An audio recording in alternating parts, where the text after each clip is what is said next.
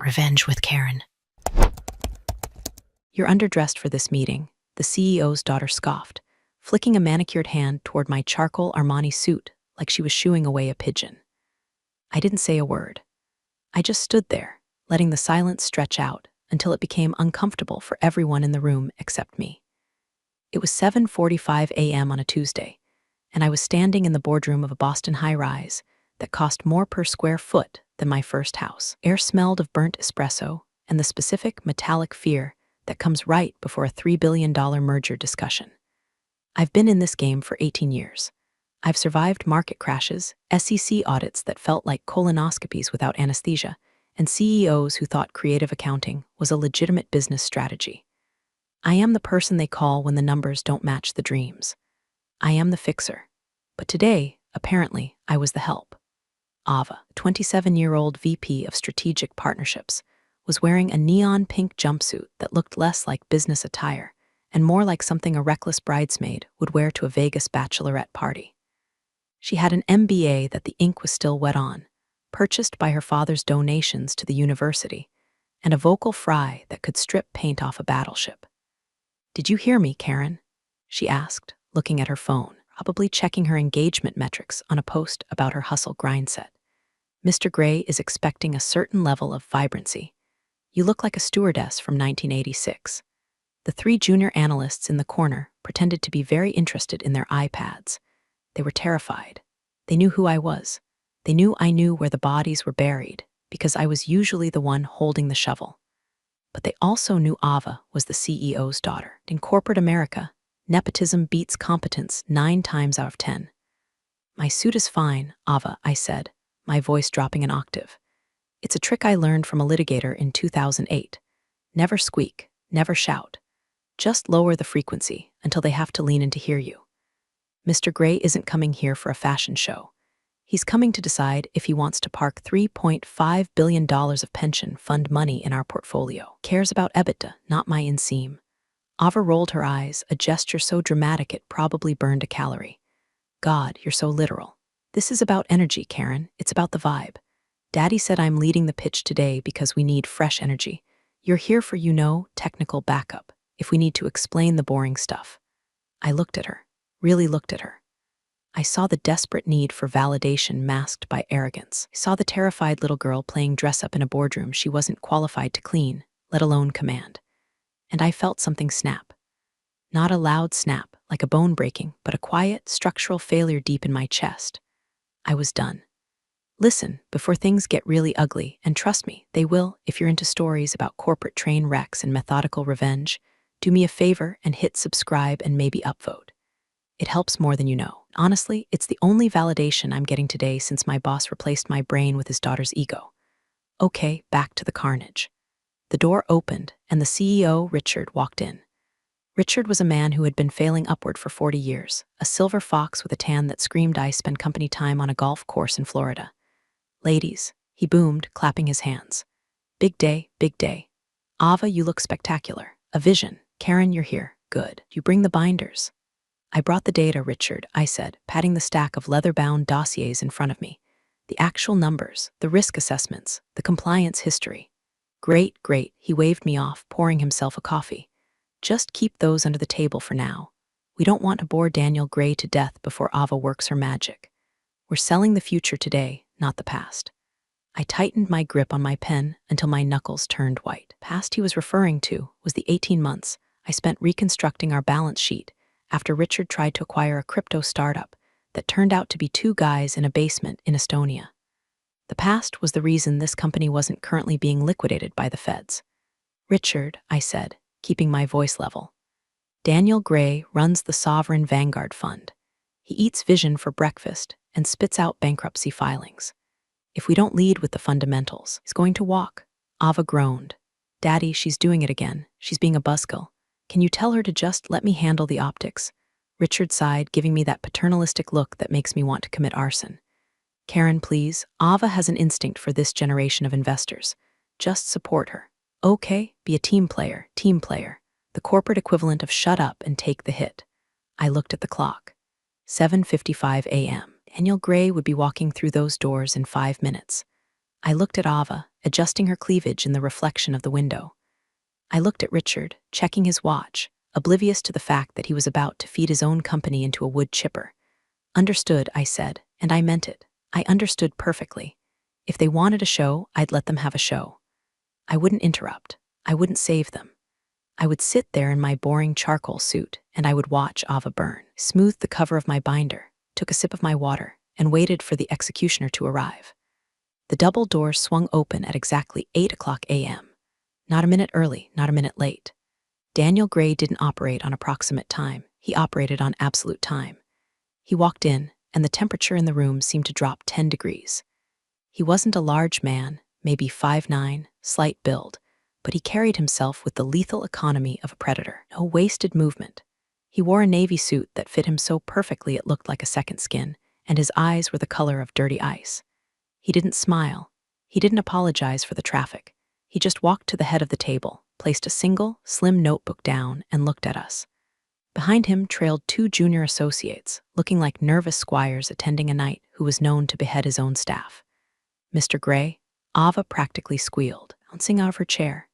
She extended a hand, her bracelets jangling like a bag of silverware falling downstairs. "I'm Ava, so hyped to finally connect. Big fan of your portfolio's diversity matrix." Gray looked at her hand for a full second before taking it. It was a limp, perfunctory shake. "Miss Sterling," he said. His voice was dry, like dead leaves scraping across concrete. "Your father speaks highly of you." "Oh, Daddy's biased," Ava laughed, tossing her hair. She gestured for everyone to sit. "But seriously, we are ready to blow your mind today. We're thinking outside the box, inside the sphere, you know? Paradigm shifts." I took a sip of water to hide the grimace. Inside the sphere? What the hell did that even mean? Richard beamed from the sidelines, looking like a proud parent at a toddler's recital, oblivious to the fact that the toddler was currently juggling chainsaws. "Ava has prepared a presentation that really captures our forward momentum, Daniel. I think you'll find it refreshing." Gray didn't look at Richard. He sat down, opened his notebook, and uncapped a fountain pen. "I have 90 minutes, he said. "My analysts have reviewed your 10K. I have specific questions regarding your debt-to-equity ratio in the emerging markets sector and the liquidity of your Class B shares." He looked up, scanning the room. His eyes slid over Richard, dismissed the trembling analysts in the corner, and landed on me. He held my gaze for a beat. It wasn't a flirtatious look, it was a recognition of species. He saw the tired eyes, the rigid posture, the lack of smiling. He saw the predator in the charcoal suit. Then Ava clapped her hands. "Totally, totally. We can get into the weeds later. But first, let's talk about the story." She dimmed the lights and clicked a remote. Massive screen at the end of the room lit up with a slide that just said Synergy in a font that looked like graffiti. "The market is a conversation." Ava began, pacing the room. She was using her hands too much, chopping the air. "And right now, our company is shouting. But are we listening? We're pivoting to a consumer-first, eco-conscious, digital-native narrative." I watched Gray. He hadn't written a single word, was staring at the slide with an expression that sat somewhere between boredom and mild nausea. "We're launching an influencer campaign," Ava continued, clicking to the next slide, which showed a collage of TikTok stars holding our products. "We call it Project Vibe. We estimate a 400% increase in brand sentimentality within Q3. "Sentimentality isn't a metric," Gray said. He didn't raise his voice, just dropped the sentence into the air like a stone. Ava froze. She blinked, her smile faltering. "Well, I mean brand love, engagement. It translates to sales eventually." Eventually, Gray repeated. He looked at Richard. "You're asking for $3.5 billion of capital, and your opening pitch is brand love?" Richard chuckled nervously. "Daniel, it's about capturing the demographic. The youth market doesn't have pensions." Gray cut him off. Turned back to Ava. "What is your customer acquisition cost for this Project Vibe versus your traditional channels?" Ava opened her mouth. Nothing came out. She looked at the screen as if the answer might magically appear on the face of the TikTok teenager. Well, the data it's fluid, because it's organic growth, right?" "It's not fluid," I said. The room went silent. Ava whipped her head around to glare at me. Richard looked like he wanted to throw his coffee cup at my head. But Gray just turned his chair slightly to face me. "It's not fluid," I repeated, keeping my voice flat. "The CAC for digital influencer channels is currently averaging $42 per unit. which is 18% higher than our direct mail legacy strategy. But the lifetime value of those customers is 30% lower because they have a churn rate of 6 months. He finally touched his pen to the paper. He wrote something down. Karen, Ava hissed, her smile now looking more like a rictus of pain. I was getting to that. You don't have to interrupt the flow. There's no flow, Ava, I thought, but didn't say. There's only a drain, and we are circling it. Go on, Gray said to me, ignoring Ava completely. Why is the churn rate so high? I hesitated. This was the moment. I could save Ava. I could give a vague answer. Blame market volatility, blame the economy. That's what a team player would do. That's what the Karen of 10 years ago would have done. But then I looked at Ava's sneer. I remembered the stewardess comment. I remembered Richard telling me to stay under the table. The churn rate is high, I said, locking eyes with Gray, because the product quality in the new vertical was compromised to pay for the marketing budget. We cut R&D by 15% to fund the influencers. Customers buy it once, realize it's inferior, and never come back. Richard gasped, actually gasped. Karen, that is contextually inaccurate. Gray didn't look at Richard. He just nodded at me. Continue. Ava looked like she had just been slapped with a wet trout. She stood there in the dim light of her synergy slide, realizing for the first time that this wasn't a game, and I wasn't an NPC in her main character journey. I was the one holding the controller. After my little truth bomb about the R&D cuts, the air in the room was so thick you could choke on it. Richard, in a panic, called for strategic recess. Let's take 10, he chirped, sweating through his polo shirt. Refresh coffee, bio break. Ava, let's regroup on the slides. He grabbed Ava by the elbow and practically dragged her into the adjoining kitchenette, where I could hear aggressive whispering. It sounded like a raccoon fighting inside a trash can. I stayed seated, organizing my papers. I wasn't going to run. I wasn't going to hide in the bathroom. I had dropped the match. I was going to watch the fire. Daniel Gray stood up. He buttoned his jacket. Miss Sterling, he said to me, walk me to the elevator. I need to make a call. It wasn't a request. I stood up, smoothed my skirt, and walked him out of the boardroom, past the terrified junior analysts who looked at me like I was Joan of Arc on her way to the stake. Hallway was quiet. The plush carpet swallowed the sound of our footsteps. We walked in silence to the elevator bank. He pressed the button but didn't look at his phone. He turned to me. How long? He asked. 18 years, I said. No, he said. How long has the daughter been running things? 3 months, I replied, since Richard decided he wanted a legacy that looked good on Instagram. Gray nodded, watching the floor numbers tick down. I've seen this before, usually in family-owned manufacturing firms in the Midwest. The patriarch gets old, gets scared of irrelevance, brings in the kid who thinks business is a TED talk. He looked at me. You're the only reason the stock hasn't tanked yet, aren't you? I manage expectations, I said diplomatically. And I clean up the spills. You're doing more than cleaning up spills. You're holding up the ceiling. The elevator dinged. The doors slid open, revealing the mirrored interior. Didn't get in. He just stood there, holding the door with one hand. Why stay? He asked. You could run IR for any Fortune 500 in the city. Why stay here and let a 27-year-old amateur insult you in front of a $3 billion prospect? I looked at my reflection in the elevator mirror. I looked tired, but I also looked sharp, dangerous. Because I built this, I said quietly. I built the relationships. I built the trust with the banks. I structured the debt that allowed Richard to buy his third house. They think I'm part of the furniture. They forgot that the furniture is what holds the house up. Gray smiled. It was a terrifying expression, like a shark recognizing blood in the water. I'm not going to invest, he said. My stomach dropped. I knew it was coming, but hearing it out loud still hurt. It felt like a failure of my duty, even if I wanted them to suffer. However, he continued, not going to walk away yet either. I want to see how this plays out. I want to see if there's anything worth salvaging from the wreckage. He leaned in slightly. Let her talk when we go back in. Give her enough rope. I want to see if she hangs herself or if she strangles the company first. And if she strangles the company, I asked. Then we pick the carcass clean, he said. But if you take the lead, if you show me there's a pilot in the cockpit, we might proceed. Let go of the door. 5 minutes, Karen. Then the real meeting starts. He walked into the elevator to take his call. The doors closed. I stood in the hallway for a moment, my heart hammering against my ribs. It wasn't fear anymore. It was adrenaline. High-octane, premium, unleaded adrenaline. Gray had just given me permission. No, he'd given me a mandate. I walked back toward the boardroom. I could hear Ava's voice rising from the kitchenette. It's just jealousy. Eddie, she's jealous because I'm young and I have vision and she's just administrative. She's a glorified secretary with a calculator. I know, honey, I know, Richard was soothing her. But we need her for the numbers. Just dazzle him. Use the charm, you're a star. I stopped outside the door, glorified secretary. I took a deep breath. I imagined pulling a pin on a grenade. Then I pushed the door open and walked back in.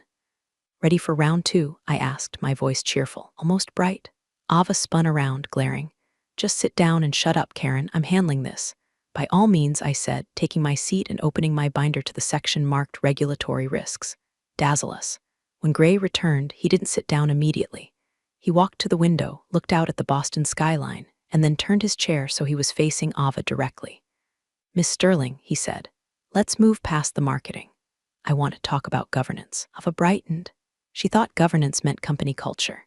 She thought it meant pizza Fridays and casual dress codes. Oh, absolutely, she beamed, clicking her remote. A slide appeared titled Our Tribe. It featured stock photos of diverse people high-fiving in a sunlit park. We believe in a horizontal hierarchy. We're empowering our team members to be their own CEOs. It's about holistic ownership. I'm referring to your board structure and audit committee oversight, Ray said. I noticed in your last proxy statement that your audit committee head is your uncle. Ava blinked. Uncle Jerry? Yeah, he's great. He's a dentist, but he's really good with money. He manages his own portfolio. The silence that followed was so loud it was deafening. A dentist. The head of the audit committee for a company seeking institutional capital was a dentist. I slowly slid a document across the mahogany table. It made a heavy, distinct SHHHHK sound. It was the governance reform proposal I had written 2 years ago, the one Richard had thrown in the trash because it would have removed his family members from the payroll. Mr. Gray, I said softly, if you look at tab 4 in the packet I just provided, you'll see the risk mitigation strategy regarding board composition. The current structure is familial.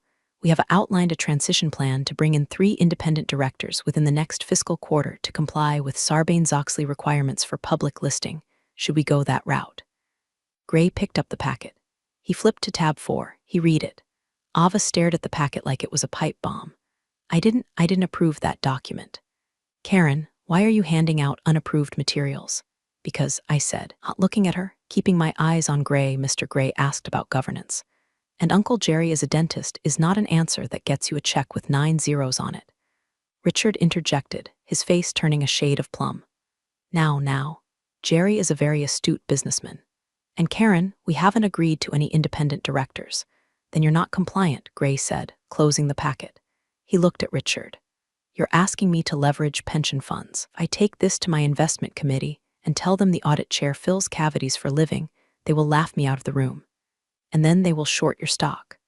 Ava looked at her father. She looked scared. The buzzwords were failing her. The vibe was dying. But our culture, she stammered. We have a ping-pong table in the break room. We have mental health days. You have a $12 million regulatory exposure, I said. I've outlined the potential SEC fines on page 15. Exceeds your projected Q4 profit margin. Ava snatched the packet from Gray's hand, actually snatched it and stared at page 15. This is negative. Why would you show him this? You're sabotaging us.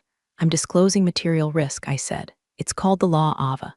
If we don't disclose it and he invests and then finds out, that's fraud, that's prison. Not white-collar resort prison. Real prison. With jumpsuits that definitely don't fit your aesthetic. Gray actually let out a short, dry sound. It might have been a laugh. She's right, Gray said. He took the packet back from Ava's trembling hand. She's saving you from a lawsuit, Miss Sterling. You should be thanking her. Ava's face went from pale to red. The humiliation was total. She was being schooled in her own boardroom by the secretary she despised. I need a break, Ava announced abruptly. Her voice was high and tight.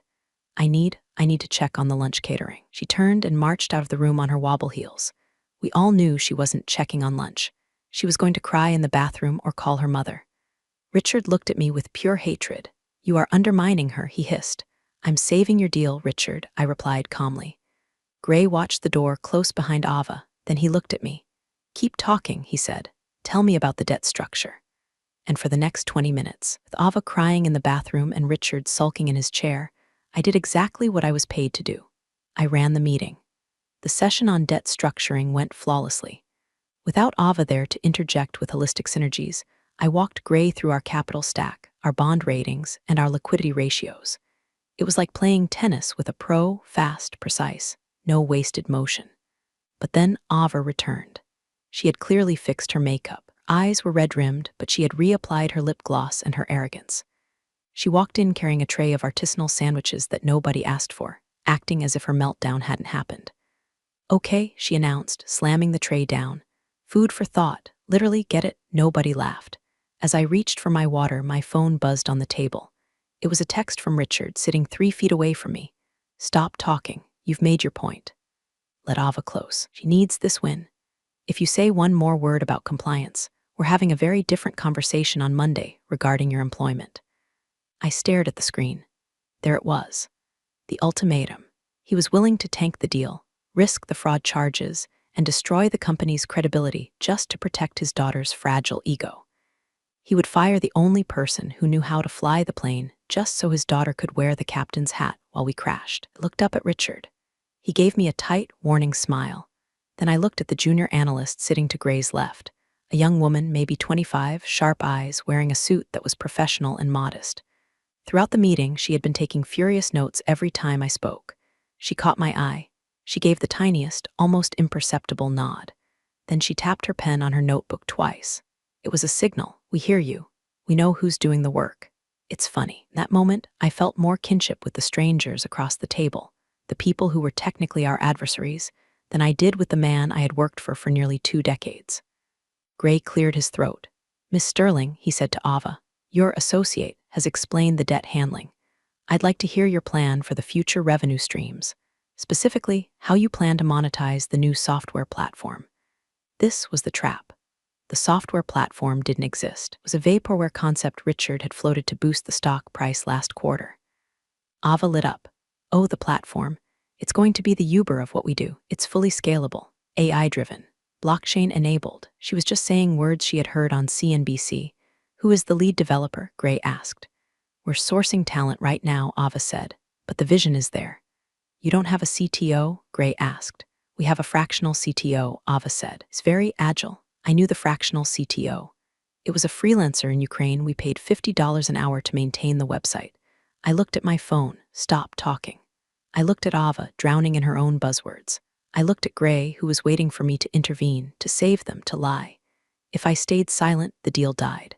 If I spoke, I got fired. I took a slow sip of water. I thought about my mortgage. I thought about my 401k. I thought about the 18 years of weekends I gave this place.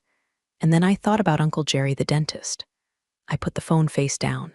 "Actually," I said, breaking the silence, "we don't just have a fractional CTO, we have no proprietary code. The platform is white-labeled from a third-party vendor in India. We don't own the IP." Ava gasped. "Karen," Richard slammed his hand on the table. "That is enough." Gray didn't blink. He looked at me. "We don't own the IP?" "No," I said, my voice steady. "We license it. If we miss a payment, they shut it off. It's in the vendor contracts, tab 7. Richard stood up. "I think we're done here. Karen, get out, now." "Sit down, Richard," Gray said. His voice wasn't loud, but it had the weight of an anvil. Richard froze. "Excuse me?" I said, "Sit down," Gray repeated. "Unless you want me to call the SEC right now and report you for material misrepresentation during a funding solicitation." Richard sat down. He looked like he was having a stroke. Ava looked like she was going to vomit. "Karen," Gray said, using my first name for the first time, "tell me about the licensing agreement." And I did. I ignored my boss. I ignored his daughter. I laid out the corpse of the company on the table and performed the autopsy right there in front of them. For the next hour, it wasn't a pitch meeting. It was a deposition. Gray asked questions. I answered them truthfully.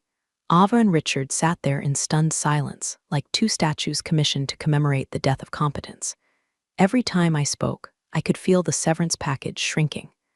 I could visualize my ID badge being deactivated, but it felt euphoric. It was the feeling of taking off a tight corset after wearing it for 20 years. I wasn't spinning the truth anymore. I wasn't polishing a turd. I was just holding it up and saying, "Look, it's a turd." "So," Gray said finally, closing his notebook, "to summarize, your marketing strategy is based on bots. Your audit chair is a dentist. Your software is rented. And your CEO is suppressing internal risk assessments." That's an aggressive interpretation, Richard croaked. Sounded 10 years older than he had that morning.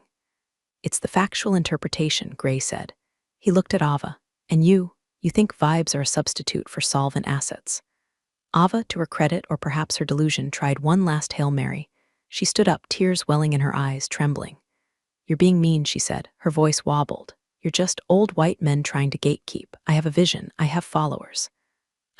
You have nothing, Gray said. Didn't say it cruelly. He said it like he was reading a weather report. You are an empty suit, Miss Sterling, and not even a well-tailored one. Ava burst into tears. Real, ugly tears. She grabbed her bag and ran out of the room. This time, Richard didn't chase her. He just slumped in his chair, staring at the mahogany table as if it held the answers to where his life went wrong. Gray stood up. His two analysts stood up with him. Thank you for your time, he said to Richard. Richard looked up, hope flickering in his eyes. So, is that a no, or? We'll be in touch, Gray said. It was the standard non-answer. Then Gray turned to me. He extended his hand. Karen, he said, thank you for the transparency. It is rare. I shook his hand. His grip was firm, dry, and respectful. Just doing my job, Mr. Gray. For now, Richard muttered under his breath. Gray heard it. He paused, looking at Richard, then back at me. Didn't say anything else. He just turned and walked out, his analysts trailing him like silent shadows. The door clicked shut. I was alone in the room with Richard. The silence was heavy, filled with the ghosts of the careers I had just ended, including my own. Richard slowly turned his head to look at me. His face was a mask of cold fury. You're done, he whispered. You know that, right? You're finished in this town. I will blacklist you. Will sue you for breach of confidentiality. I will make sure you never work in IR again. I stood up. I gathered my binders. I stacked them neatly. Richard, I said, looking him dead in the eye. I didn't breach confidentiality. I prevented fraud. There's a difference. And if you sue me, I will depose Ava. I will put her on a stand and ask her to explain what EBITDA stands for under oath. Do you want that? Richard's mouth opened, then closed. He turned purple. I'm going to my office to pack, I said. Send HR down with the paperwork. And Richard, tell Ava she left her sandwich tray. I walked out. My legs were shaking, but my head was high. I had just nuked my career, but I had saved my dignity, or so I thought. I didn't know that the game wasn't over. I didn't know that Daniel Gray hadn't just left the building. He was making a call. My office was a corner suite with a view of the harbor.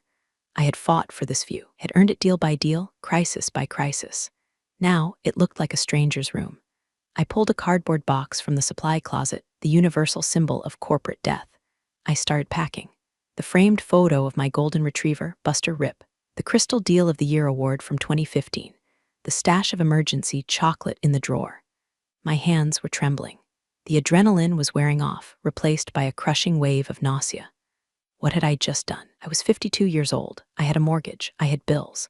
Who hires a whistleblower? Who hires the woman who sinks the ship she's on? I heard a knock at the door. It was Linda from HR.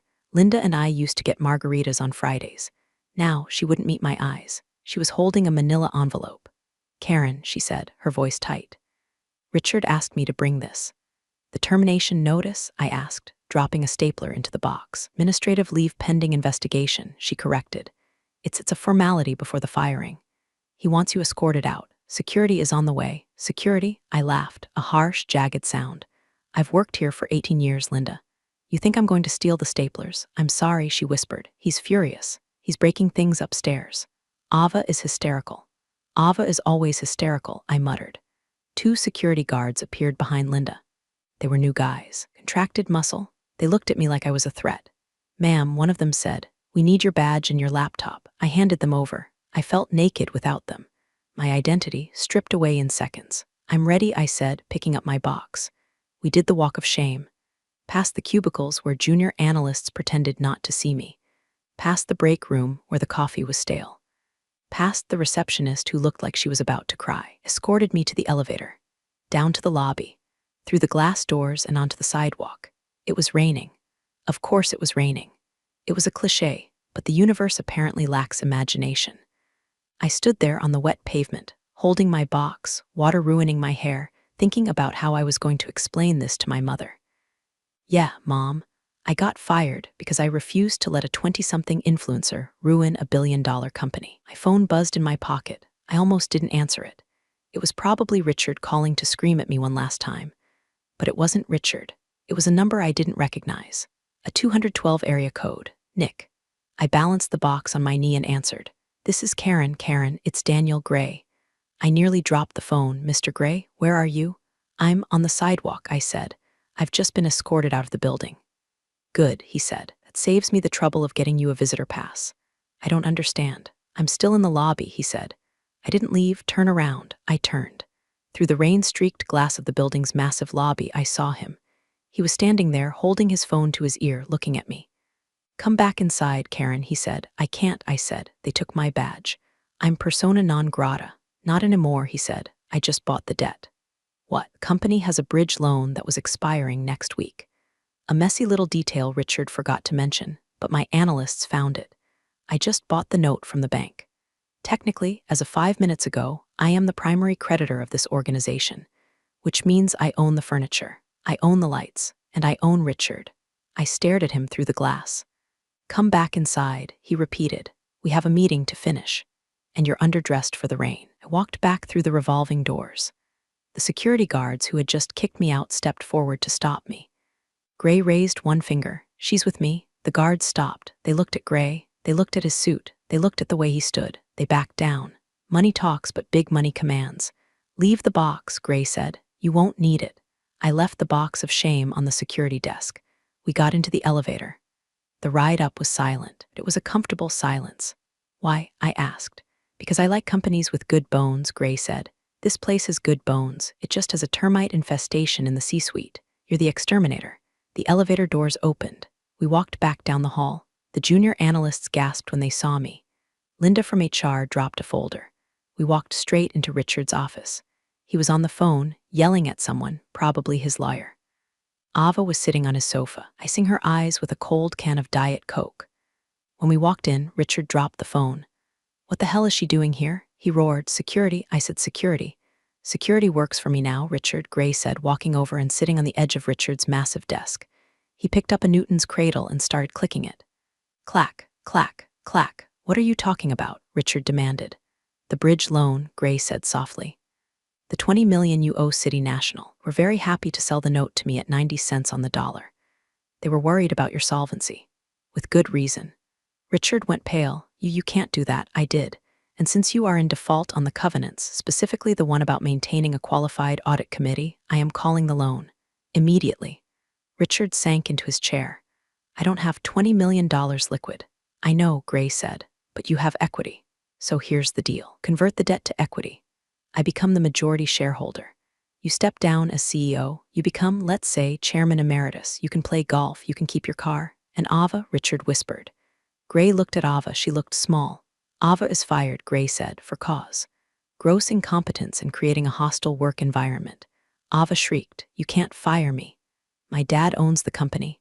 Not anymore, Gray said. He stood up and turned to me. Board meets on Monday to appoint a new interim CEO, Gray said. I'm nominating Karen. The room went dead silent. Richard looked at me. Ava looked at me. Her? Ava spat. She's a nobody. She wears suits from the outlet mall. I took a step forward. I walked right up to Ava. I looked down at her. It's not an outlet mall, Ava, I said, my voice calm, steady, and terrifyingly quiet. It's vintage. And unlike you, it has value that increases over time. I turned to Richard. I'll need access to the executive files immediately, I said. And Richard, I'm going to need you to vacate this office by 5:00 p.m. I have a lot of work to do to fix the mess you made. Richard looked at Gray. Gray just nodded. Richard stood up. He looked old, defeated. He grabbed his jacket. Come on, Ava, he said. But Daddy, come on, he snapped. They walked out. I watched them go. The nepotism baby and the dinosaur, extinct. Monday morning, 8:00 a.m. I walked into the corner office.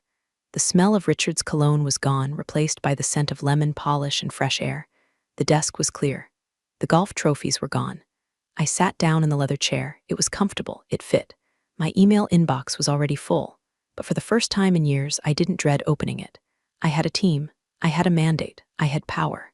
Linda from HR came in looking sheepish. Good morning, Miss Sterling. Karen, what should I call you? Karen is fine, Linda, I said. But let's get those independent directors vetted. I want resumes on my desk by noon. Yes, ma'am, she smiled. A real smile. She knew the ship wasn't sinking anymore. I opened the top drawer of the desk. There was a single envelope inside. It was handwritten. I opened it. It was a note from Daniel Gray. Karen, competence is the only currency that matters. You're rich. P.S. Burn the synergy slides. All of them, D. Gray, I laughed. I actually laughed out loud. I swiveled the chair around to look at the view. The harbor was sparkling. The rain had cleared. Ava was probably on TikTok right now, spinning a narrative about how she was bullied out of her position by the patriarchy. Richard was probably drinking a scotch at 9 a.m., but I was here, in the chair. I picked up the phone. Get me the R&D department, I said to the assistant. Want to talk about refunding the product line and order some lunch. But no artisanal sandwiches, just good, solid food. I hung up. I pulled a file toward me. The numbers were ugly. The road ahead was going to be brutal. We had debt to clear, trust to rebuild, and a market to convince. But for the first time in 18 years, I wasn't fixing someone else's mess. I was building my own house. I took a sip of my coffee. It tasted like victory. And you know what? My suit looked damn good.